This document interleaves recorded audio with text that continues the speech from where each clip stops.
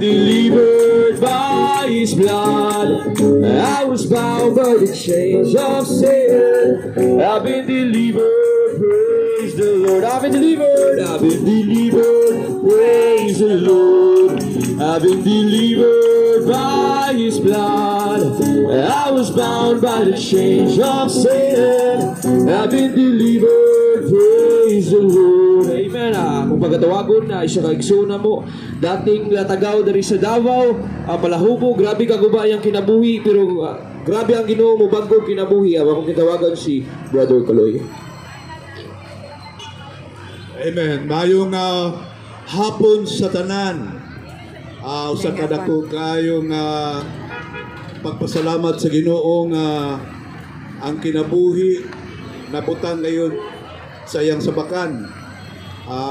Usa ko katao dati sa una sa Davao kay taga diri man ko, diri ko nagtubo ni Bolton o diri ka na tao sa Davao, so naghangkag na agian.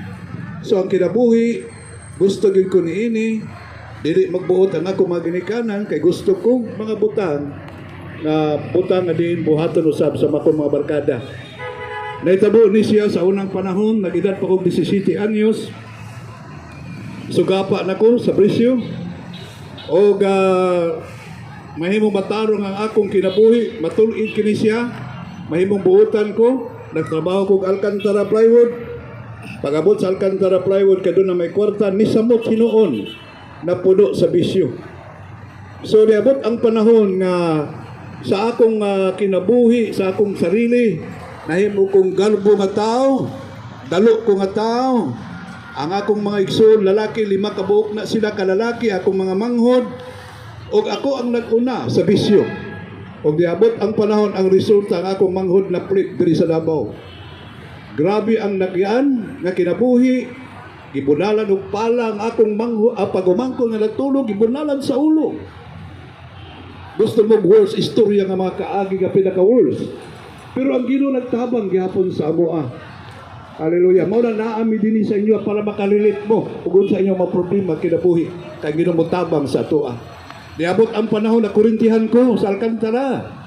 Giibot ko dito sa makina clinically dead. Tuwa sa clinic. Patay na kuno ko, ingon nila.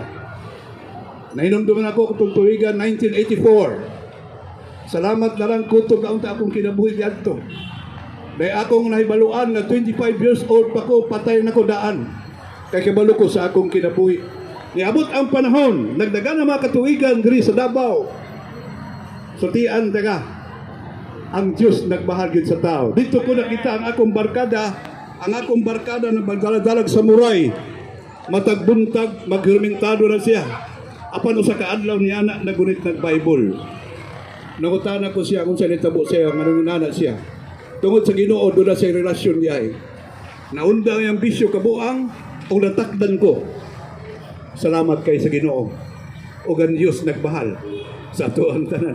Daghan kay istorya nato mabatian. Mga tinuod na istorya, pero di alam ko ito.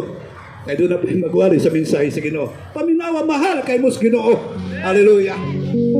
Yes, tinuod na mga igsoon na gugma mo sa Ginoo, pabilin lang kamo kung inyong mga kinabuhi. Guba karon wala mo kabuluon sa inyong buhaton. Yes, na purpose ang Ginoo, pabilin lang kamo mga igsoon na akong ginatawagan na si Sister AC.